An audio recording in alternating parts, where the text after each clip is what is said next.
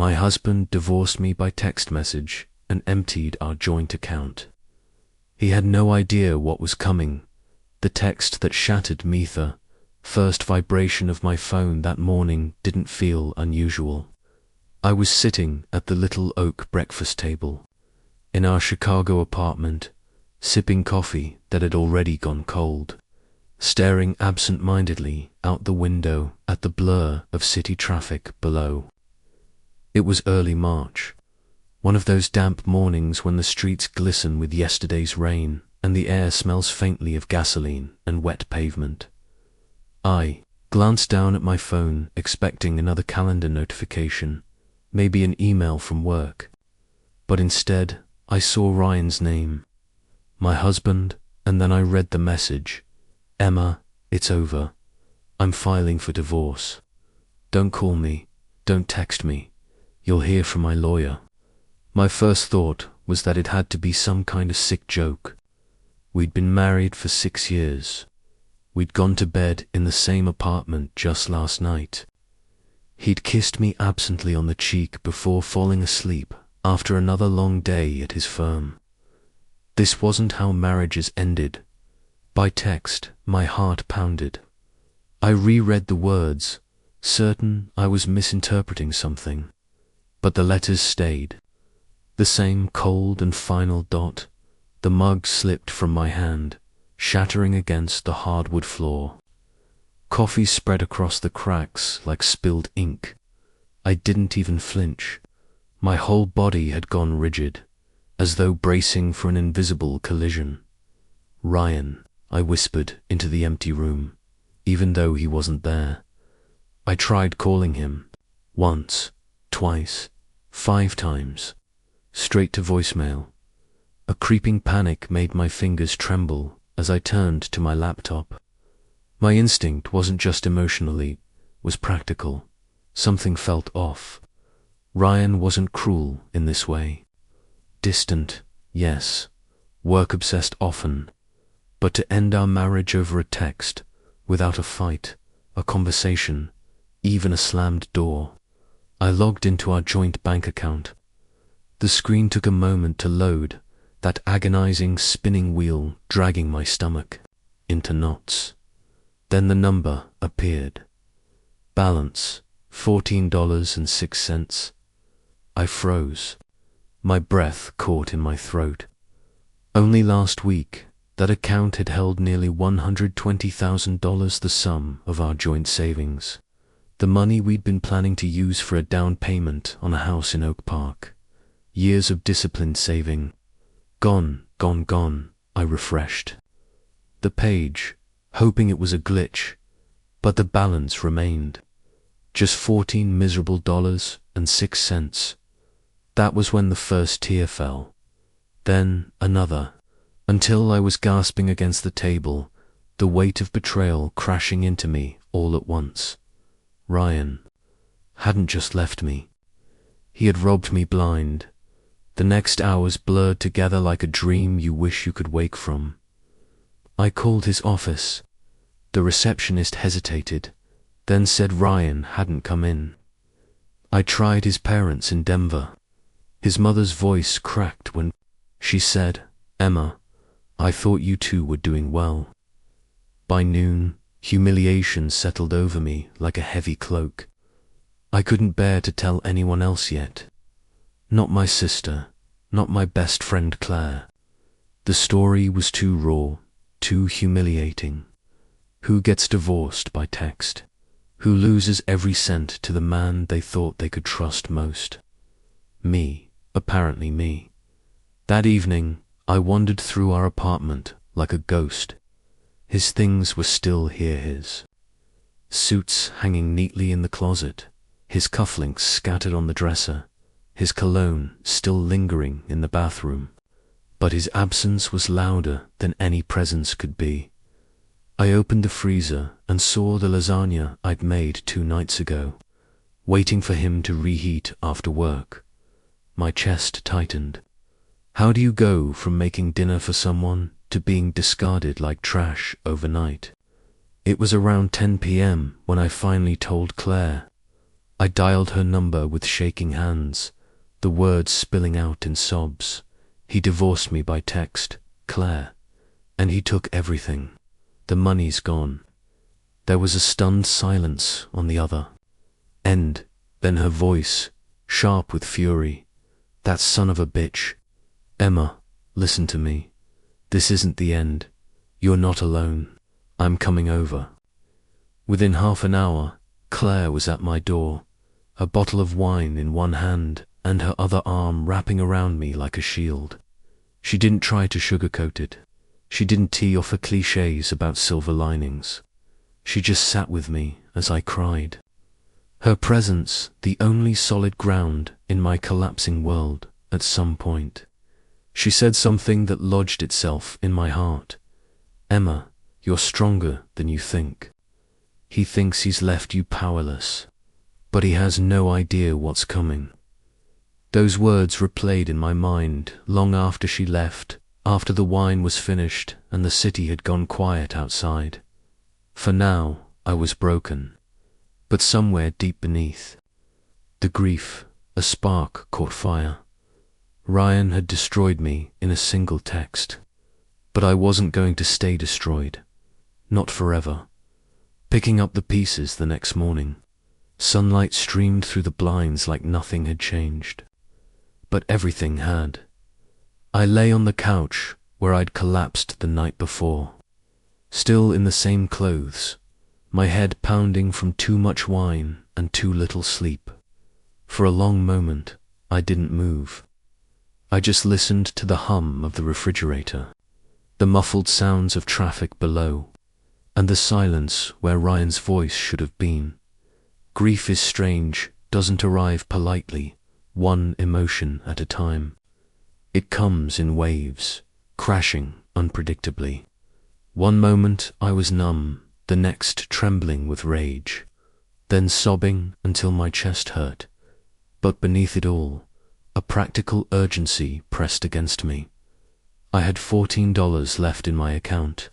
Rent was due in 2 weeks. My credit card balances weren't small, and Ryan had vanished. I couldn't afford to break down forever by mid-morning. I forced myself into the shower, scrubbing at my skin, as though I could wash off the betrayal clinging to me. I dressed in jeans and a sweater, pulled my hair into a messy bun, and sat down at the kitchen table with a notepad. I made a list. 1. Call the bank. 2. Find a lawyer. 3. Work. Don't lose your job. 4. Tell family eventually. 5. Survive. It wasn't much, but it was a plan. The customer service representative's voice was polite but detached, as though she were discussing someone else's life. Yes, Mrs. Collins, the withdrawals were made yesterday. Wire transfers to an external account in your husband's name. I'm afraid, because both names are on the account, the bank cannot intervene without a court order. My stomach twisted, so he can just take everything, and I'm left with nothing. A pause. I'm very sorry. Legally, yes. I ended the call with shaking hands. My notepad blurred as tears welled again, but I forced myself to breathe. The bank was a dead end. I needed a lawyer. Claire showed up again that evening, carrying takeout containers of Thai food and a fierce determination. You need representation, she said, pushing a carton of pad Thai toward me. I have a cousin who went through a nasty divorce last year. She worked with this attorney, Michael Harris. Smart, aggressive, doesn't let men get away with crap. I'll text you his number. I pushed noodles around my plate without eating. Much, Claire. I don't even know if I can afford a lawyer. Ryan took everything. She reached across the table, squeezing my hand. Then you'll pay on contingency, or we'll figure something out. Emma, don't let him win by doing nothing. Promise me you'll call. I nodded, because what else could I do? Meeting Michael Harris 2 days later, I sat in a sleek downtown office, the Chicago skyline gleaming through glass walls. Michael Harris was in his 40s, tall, with graying hair at his temples and sharp eyes that missed nothing. He listened quietly as I explained what had happened. Ryan's text, the empty account, the silence since. When I finished, he leaned back in his chair, steepling his fingers. Mrs. Collins, what your husband did is cruel, but more importantly, it may be unlawful. Illinois is an equitable distribution state. That means marital assets must be divided fairly in divorce. If he drained the account without your consent, that will weigh heavily against him in court. My heart gave a flicker of hope. So I can get the money back. Eventually, but it will take time. First, we file for an injunction to freeze his remaining assets. We subpoena bank records, his firm's payroll, investment accounts, anything tied to his name. If he thinks he can disappear with the money, he's mistaken. The steel in his voice steadied me. For the first time since that text message, I felt like maybe I wasn't powerless. Michael leaned forward. One more thing. Do you have reason to believe your husband may be hiding more than money? Affairs, business misconduct. The question landed like a punch. I hesitated, memories surfacing, the late nights, the evasive answers, the times he smelled faintly of perfume that wasn't mine. I don't know, I whispered, but maybe. Michael's eyes narrowed slightly. Then we'll find out. The first clues that night, I couldn't sleep. I wandered through the apartment, touching Ryan's things as though they belonged to a stranger. I opened his desk drawer. Inside were neat stacks of documents, sold tax forms, investment reports, a few receipts, and then, tucked between files, I found a credit card statement I didn't recognize. The charges made my stomach turn. Upscale restaurants I'd never been to, hotel stays in the city, jewelry stores, not for me. My hands trembled as I dropped the paper back onto the desk. It was confirmation of what my gut had already known. Ryan hadn't just stolen money. He'd been living another life entirely. The call.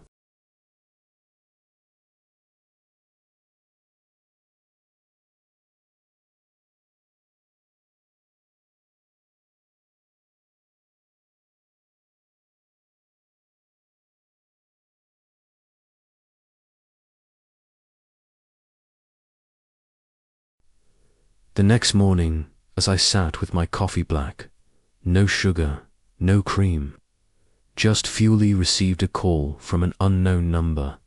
Emma Collins, a man's voice asked. Yes, this is Detective Alvarez with the Chicago Police Department. I understand you filed a complaint yesterday about unauthorized withdrawals. My pulse quickened. Yes, but the bank said. I know, legally it's complicated, but I wanted to alert you. We've been investigating suspicious activity tied to your husband's name. You may want to prepare yourself, Mrs. Collins. This goes deeper than you think. The line clicked dead before I could ask more. I stared at my phone, heart racing. What did he mean? What else had Ryan been hiding? That night, as the city lights flickered outside my window, I felt a new resolve settle in my chest. I wasn't just the abandoned wife anymore. I was a woman with questions I intended to answer. Ryan thought he could end me with a text message and a bank transfer, but the story was just beginning. The storm of secrets, the detective's words echoed in my mind all night. This goes deeper than you think. I lay awake, staring at the ceiling, the shadows of city lights stretching across the plaster. My thoughts raced in circles. Was Ryan in trouble with the law? Was this why he ran? why he stole everything. By morning, exhaustion clung to me like a heavy coat, but determination carried me out of bed. I needed answers, and I couldn't wait for them to come to me. Digging through the past, I started with the apartment. Ryan had left in such a hurry, but pieces of his life still lingered everywhere. I rifled through desk drawers, checked jacket pockets, even pulled down old shoeboxes from the closet shelf. That was when I found it, a plain manila folder, buried under a stack of old magazines. Inside were bank statements, accounts I hadn't known existed. The balances weren't astronomical, but they added up. Tens of thousands of dollars shuffled between names I didn't recognize. Some transfers went offshore. A chill ran through me. This wasn't just a greedy husband running away. This was something darker. Tucked in the back was a hotel receipt from just 3 weeks earlier, 2 guests, a suite overlooking Lake Michigan, and a name scrawled in the additional guest. Field, Samantha Hale. My chest tightened. The betrayal was no longer suspicion, it was fact. Claire's fury called Claire immediately, my voice shaking. He had another account, multiple, and a woman. Her name's Samantha Hale. Her gasp was sharp. Emma, that bastard. Not only does he steal from you, he cheats on you. Oh, he's not just going to get divorced, he's going to get buried. Her anger was a bomb to my raw wounds. She didn't let me drown in shame or self-blame. She reminded me that Ryan's betrayal said everything about him and nothing about me. Still, I couldn't help but feel hollow. How many dinners had I eaten alone while he whispered promises to someone else? How many mornings had I woken early to make him coffee while he lied to my face? Michael's strategy at our next meeting. I slid the folder across Michael Harris's polished desk. Hidden accounts. A woman. Receipts, I said flatly.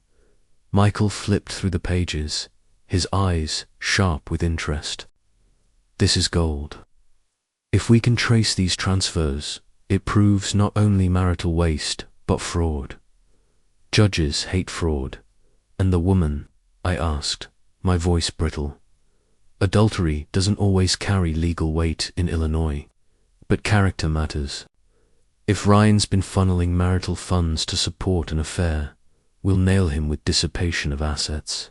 He looked up, his expression softening for a moment. Emma, I've seen men like Ryan before. They think they're invincible, but they all underestimate the wives they betray. Something in me straightened at his words. Maybe I wasn't powerless. After all, Detective Alvarez.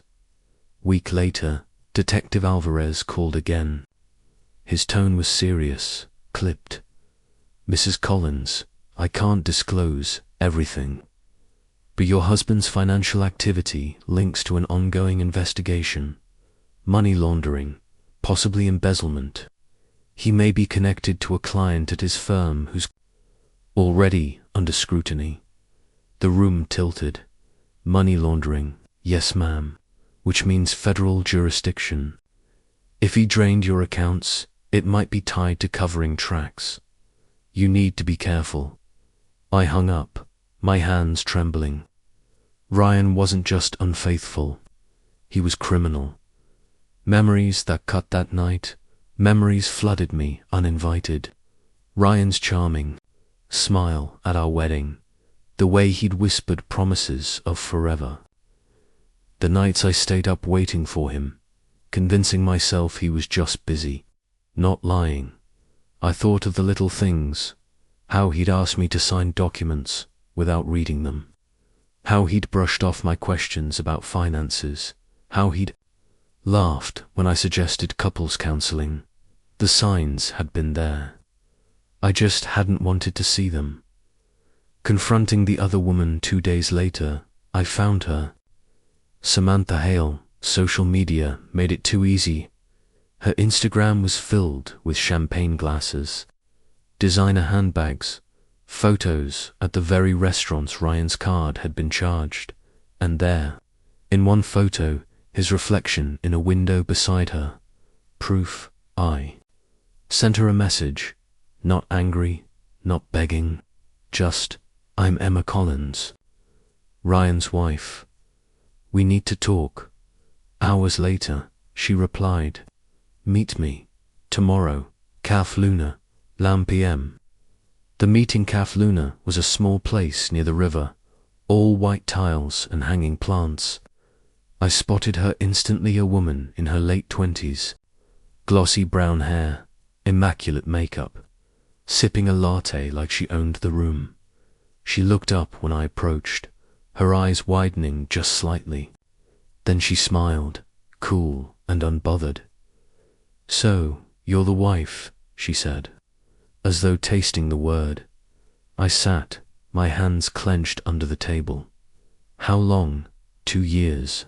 She said it casually, like announcing the weather. "Ryan told me your marriage was dead, that you were practically separated." Anger surged through me. "We weren't separated, we were married. I shared a bed with him while he lied to both of us." Her lips curved. "Don't blame me. Ryan's the one who came to me. And if you want the truth, he's not who you think. He owes dangerous people a lot of money." My breath caught. "What do you mean?" She leaned closer, her perfume cloying. "Let's just say he's been gambling with more than cash. If I were you, I'd get as far away from him as possible." Her words chilled me. This wasn't just infidelity. It was danger. The storm inside when I left the cafe, the wind whipped down the street, sharp and cold. My whole body trembled. Ryan had betrayed me, robbed me, humiliated me, but now I saw the truth. He wasn't just my cheating husband. He was a criminal, a liar, and maybe even a man in over his head with people who wouldn't hesitate to destroy him. But instead of fear, something else began to rise in me. Resolve. Ryan thought I'd crumble. He thought he'd run away and silence me with a text, but he had no idea that the storm he unleashed was about to turn back on him, and I was ready to fight. Striking back the morning after meeting Samantha, I woke up with a new kind of energy.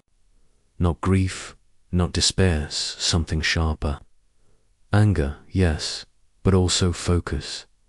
For weeks, I had been drowning in Ryan's betrayal. Now I was done drowning. It was time to swim.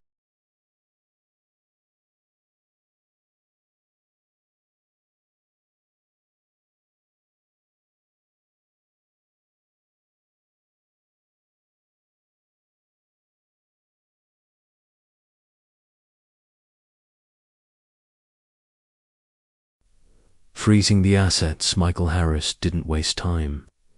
I handed him the bank statements and Samantha's information, and he moved like a man who'd been waiting his whole career for a case this dirty. "We'll file for an emergency injunction today," he said. "Ryan's hidden assets, his offshore transfers, everything. Once the judge signs, he won't be able to touch a dime without court oversight. And if he tries..." I asked. Michael's eyes gleamed. "Then he goes from civil court to criminal court. Fast." For the first time, I smiled. A new job, a new self-money was still tight. I was surviving on credit cards and Claire's generosity. I couldn't keep leaning on her forever, so I applied for a marketing position at a mid-sized Chicago firm. The interview was nerve-wracking, my hands sweaty, my confidence brittle, but something inside me had shifted. When the interviewer asked, "What motivates you, Emma?" I didn't give the rehearsed answer I'd practiced. Instead, I told the truth. Life knocked me down hard, but I'm motivated by proving that I'm not defined by what someone else did to me. I can rebuild. I will rebuild. 2 days later, They offered me the job. The salary wasn't massive, but it was mine, independent, untainted by Ryan. Exposing the lies, Detective Alvarez called again. His voice carried the weight of someone who knew more than he could share. Mrs. Collins, Ryan's movements are being tracked. We can't give details yet, but let's just say the house of cards is falling. If you have documents, keep them secure. And for your safety, don't try to confront him alone, I promised. But part of me burned to face him, to see his eyes, when he realized I wasn't broken. Meanwhile, Michael filed motion after motion, painting Ryan as the selfish, reckless man he was. Hidden accounts, stolen funds, adultery. Piece by piece, his perfect facade began to crumble. The encounter one evening, leaving the office. I spotted him, Ryan, standing across the street, his expensive suit rumpled, his tie askew, his eyes darting. Nervously, for a moment, my breath caught. He looked thinner, worn, almost desperate. But then anger surged. I crossed the street before I could stop myself. Ryan, his head snapped up. Guilt flickered in his expression, quickly masked by arrogance. "Emma, you look good." I laughed bitterly. "You divorced me by text. Message and stole every cent we had. Spare me the fake compliments." He shifted uncomfortably. "It's complicated." "No, it's simple," I shot back. "You're a liar and a thief. And guess what? I froze your accounts. You won't be spending another dollar of our money." His face blanched. "You, what? I have a lawyer, and the police are watching you. You should start worrying less about me and more about the people you owe." For the first time, I saw fear flash in his eyes, and it was glorious support. In unexpected places that night, Claire and I sat in my apartment, wine glasses clinking. "You saw him, and you told him everything." She gasped. I grinned, a little wickedly. I wanted him to know I wasn't powerless anymore. She raised her glass. "That's my girl. To Emma, the woman who refuses to be broken."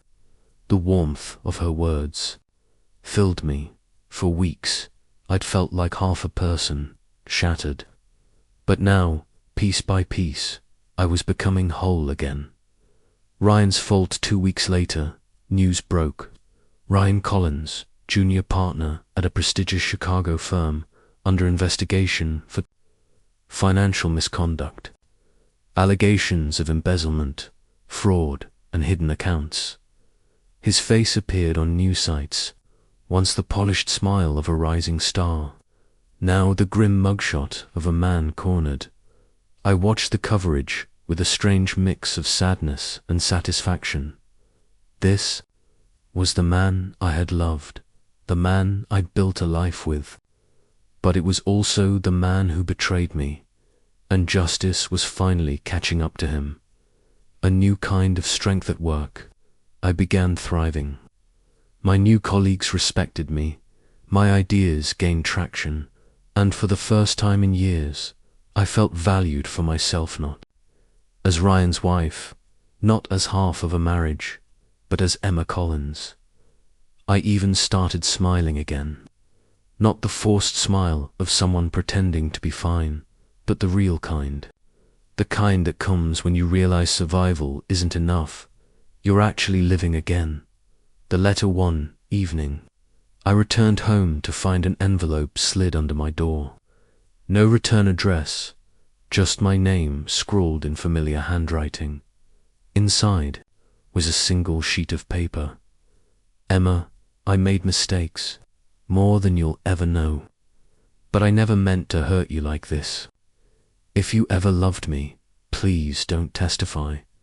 Please." Ryan, my hands shook as I read it. The audacity. After everything, he wanted my silence. I folded the letter carefully, slid it into a drawer, and whispered to myself, "You're going to Pay for what you did, Ryan. Every last bit. That night, as the city buzzed outside, I felt something I hadn't felt in months peace, because I wasn't the victim anymore.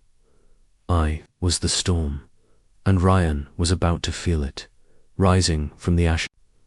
Courtrooms smelled faintly of old wood and polished leather, the kind of scent that carried history and judgment. I sat at the plaintiff's table, my lawyer, Michael, beside me, papers neatly stacked, his expression calm but sharp. Across the aisle sat Ryan. His once pristine suit looked tired, his eyes hollow, his jaw tight with restrained anger.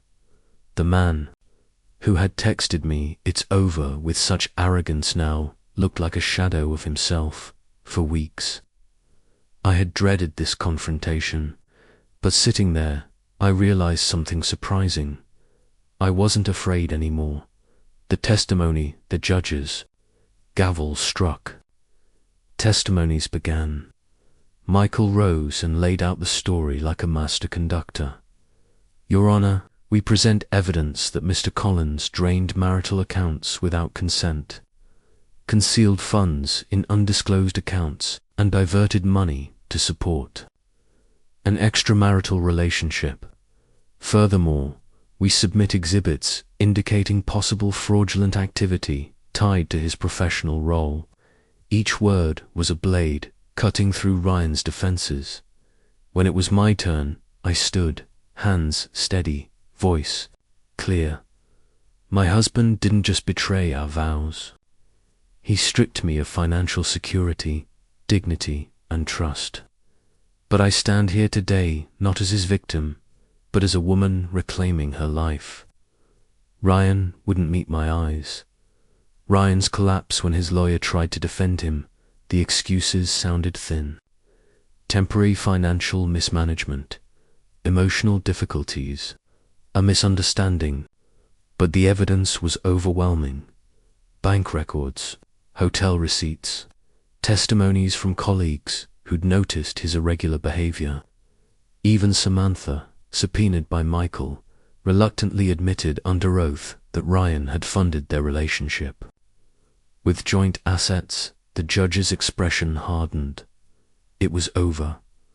After court outside the courthouse, cameras flashed. Reporters shouted questions about Ryan's firm, about me, about the scandal. I kept walking, my chin high, Michael's reassuring presence beside me. Behind me, Ryan's voice echoed, calling my name. Emma, wait. I stopped, but didn't turn. What, Ryan? He sounded broken. I loved you. You have to believe that. Slowly, I turned, meeting his eyes one last time.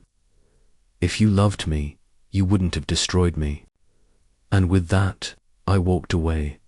Building anew, weeks that followed felt like breathing fresh air after years underground. The judge granted me a significant share of Ryan's frozen assets, enough to pay off debts and secure my future. His reputation? In ruins, he faced disciplinary action from the bar and possible federal charges. Meanwhile, I poured myself into my new job, late nights brainstorming campaigns, mornings with coffee and hope instead of tears. For the first time in years, I wasn't living in Ryan's shadow. I was thriving in my own light. Claire and I celebrated with champagne the night my first paycheck arrived. She hugged me tightly, laughing. See, you're unstoppable. And maybe she was right. The apartment one Saturday morning, I stood in.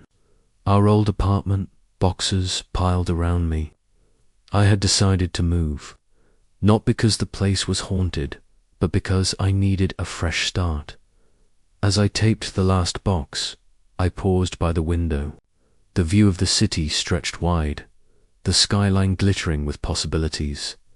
This is where I broke, I whispered, and this is where I rose. A letter to myself on my first night in my new place, smaller but brighter. Apartment overlooking the river, I sat at my desk and wrote a letter. Not to Ryan, to me. Dear Emma, you survived the unthinkable. You faced betrayal, humiliation, and loss. And you didn't just survive, you rose. Remember this strength. Carry it into every chapter ahead. You are not defined by what he did. You are defined by how you overcame. With love, yourself. I folded the letter, sealed it in an envelope, and tucked it into a drawer. A promise to never forget, closure. Months later, I heard Ryan had accepted a plea deal. He'd lose his license to practice law. Probation, restitution, reputation destroyed. I felt no joy, no gloating, just closure. The past had burned, but from its ashes I had built something stronger. The future one evening. As I walked home along the river, the city lights dancing on the water, I realized I wasn't lonely anymore. I had friends, purpose, and most importantly, myself, and maybe someday love again. But this time, I would never lose myself in it. I stopped on the bridge.